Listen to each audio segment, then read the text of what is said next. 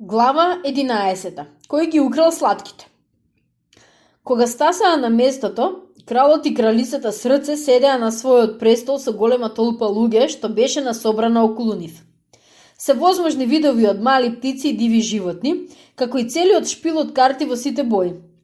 Жандарот стоеше пред нив, окован сиот во синџири, со по еден војник од секоја страна да го чуваат, а близу до кралот беше белиот зајак со труба во едната рака, а со рол на паргамент и хартија во другата.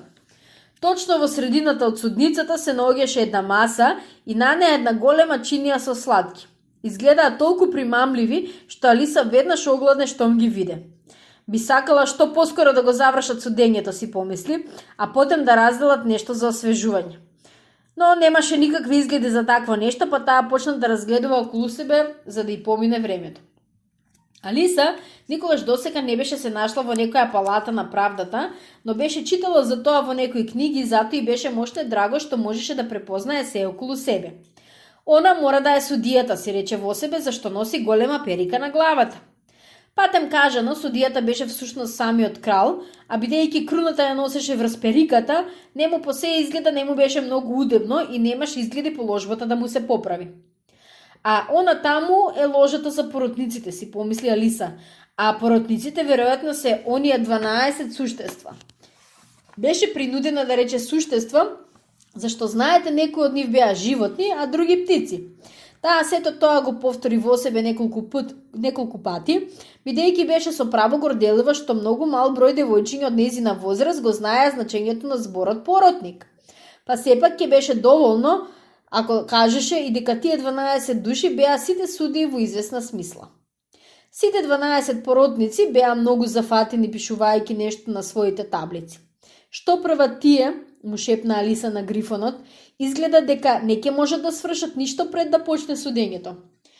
Си ги запишуваат имињата и одговори Грифонот шепотејќи од страв да не ги забороват до крајот на судењето.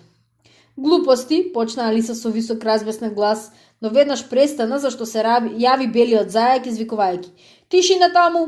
А кралот си ги стави очилата и погледа загрижено наоколу за да види кој зборува.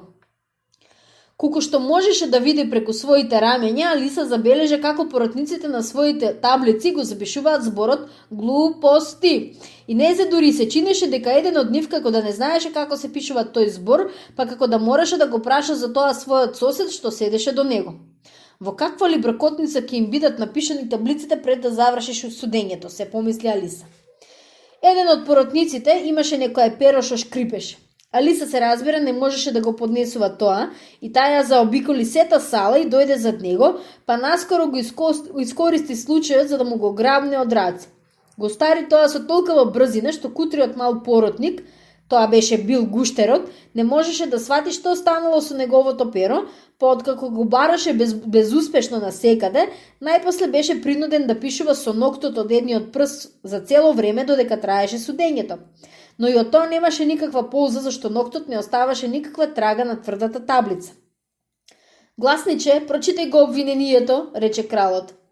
На ова белиот зајак дувна 3 пати во трубата, потем ја одвитка ролната од премагаментната хартија и го прочита следното: "Кралицата срце направила сладки во еден летен ден, а жандарот сите нејзини сладки ги украл до едно.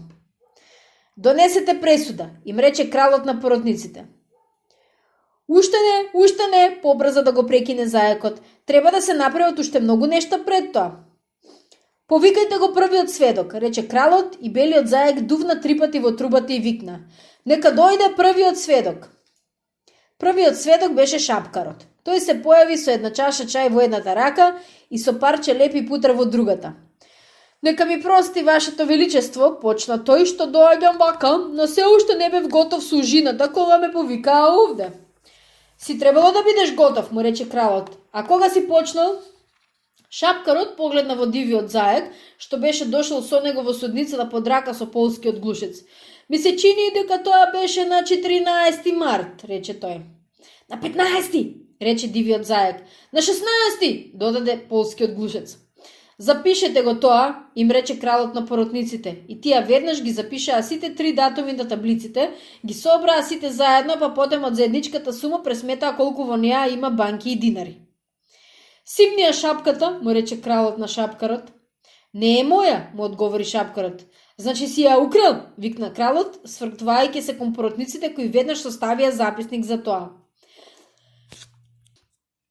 Јас ги носам шапките на глава за да ги продавам, додаде шапкарот како објаснување. И така, ни едно од нив не е моја, јас сум шапкар. На ова кралицата си ги стави очилата и почна да го наблюдува шапкарот, што пребледна и почна вознемирено да се вртка. Дај докази, му рече кралот, и не биди нервозен, зашто ќе наредам веднаш тука да те погубат. Ова изгледа воопшто не го охрабри сведокот, тој продолжи да се вртка од нога на нога, гледајќи вознемирено кон кралицата, и во својата зашеметеност гризна од едно поголемо парче од чашата за чај наместо од лебот со путер. Токму во тој момент Алиса почувствува некоја чудна промена што многу ја збуди дека не виде во што е работата.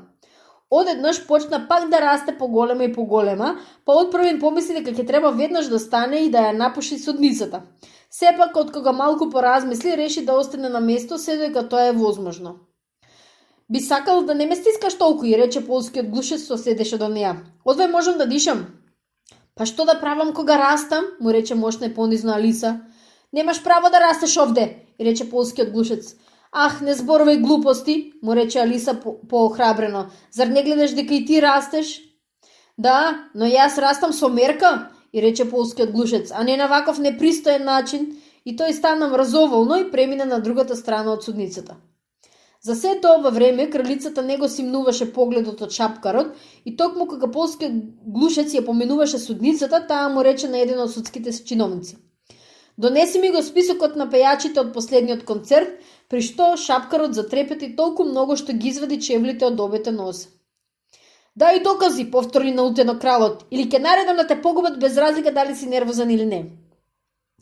Па јас сум сиромашен човек, ваше величество, почна шапкарот со трепирлив глас. И не сум пиел, одам на чај. Има една недела или така нешто. И останав само на леп со путер и со блуткав чај. Што рече? Зар јас блуткав? Викна кралот. Не, мислев на чајот, одговори брзо шапкарот. Се разбира, гледам дека пиеш чај, му рече оштро кралот. Зар ме сметаш за глупав? Продолжи. Јас сум сиромав човек, продолжи шапкарот, и под некое време се ми е блуткаво, а дивиот заек ми вети. Не сум ветил ништо, го прекина веднаш дивиот заек. Ми вети, му рече шапкарот. Не признавам, рече дивиот заек. Не признава, рече кралот, и затоа не зборува веќе за тоа. Па добро, во секој случај полскиот глушец ми рече, продолжи шапкарот, загледувајќи се загрижено околу себе, за да види дали признава или не, но полскиот глушец ниту признаваше, ниту не признаваше, зашто веќе беше заспал цврсто. Потоа, продолжи шапкарот, си пресеков уште едно парче леп и го намачкав со путер. Но што ти рекол полскиот глушец, праша еден од поротниците. Не се сеќавам, рече шапкарот. Мораш да се сетиш за тоа, забележа кралот, инаку ќе наредам да те погубат. Кутриот шапкар ја испушти чашата и парчето леп и клекна на земја. Па јас сум сирома, ваше величество, почна тој. Ти си многу сиромашен со зборови, му рече кралот. На ова едно морско прасе заплеска со раце, но веднаш врз него беше воспоставен ред од чиновиците во судот. Ако не знаете што значи ова, ќе ви објаснам сега.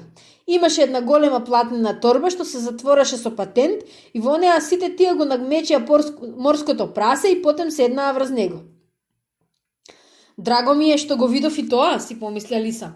Толку пати сум читала во весниците при крајот на некое судење, имаше неколку обиди за ракоплескање, но веднаш беше воспоставен ред од страна на чиновниците од судот. Но никогаш досега не сум можела да разберам што значи тоа. Ако тоа е се што знаеш, тогаш мораш да клекнеш пониско, продолжи кралот. Не можам да бидам понизок, рече шапкарот. Па јас сум веќе на земја. Тогаш зошто да не легнеш, му одговори кралот. При тоа заплеска некое друго морско прасе со раци и веднаш врз него беше воспоставен редот. Ете, готово е со морските прасиња, си помисли Алиса. Ситуацијата се подобрува. Јас повеќе би сакал да завршам со чајот, рече шапкарот со еден загрижен поглед кон кралицата, што го читаше списокот на пејачите. Ајде можеш да си одиш, рече кралот и шапкарот набризено го напушти судот без дури да си ги обија чевлите. И веднаш земете му е главата надвор, додаде кралицата свртувајќи се кон еден од чиновниците. Но пред тој да излезе од вратата, шапкарот веќе се изгуби од вид. Повикајте го следниот сведок, наведи кралот. Последниот сведок беше готвачката од навојводката. Во едната рака таа ја носеше кутијата со црн бибер и Алиса веднаш погоди која е таа, дури пред да влезе во судницата, затоа што оние што беа до вратата одеднаш почнаа да киваат. Дај ги своите докази, рече кралот. Нема што да давам, рече готвачката. Кралот погледа загрижено кон белиот зајак, кој тивко му рече: Вашето величество би требало да го збуни овој сведок со вкрстени прашања. Па добро, ако треба така и ќе биде, си рече кралот нажалено, и откако ги прекрсти рацете, намрстувајќи се на готвачката да не му се видат очите, и се обрна со длабок глас. Од што се прават сладките? Најмногу од црн пипер, рече готвачката. Од сируп, рече задниот некој заспан глас. Свиткајте му го вратот на тој глушец, се разбесне кралицата. Отсечете му ја главата на тој глушец и сврлете го надвор тој глушец, воспоставете го редот врз него, штипете го, искубете му ја брадата. За неколку минути во седницата настана бракотница, во која полскиот глушец беше исфрлен надвор и во моментот кога сите се вратија на место, готвачката веќе беше исчезнала. Ништо за тоа, рече кралот издивно олесното. Повикајте го следниот сведок. И тој дофрли полугласно на кралицата. Навистина, драга моја, следниот сведок ќе мораш да го испитуваш ти, од сето тоа мене веќе ми бучат слепоочниците. Алиса го наблюдуваше белиот зајак како невешно го витка пергаментот, можна заинтересирана да види како ќе изгледа следниот сведок и како ќе се одвива испитувањето. Зашто и онака се уште немаше баш многу докази, си рече таа во себе. И замислете колкаво беше незиното изненадување кога белиот зајак го прочита со својот висок пискотлив глас името Алиса.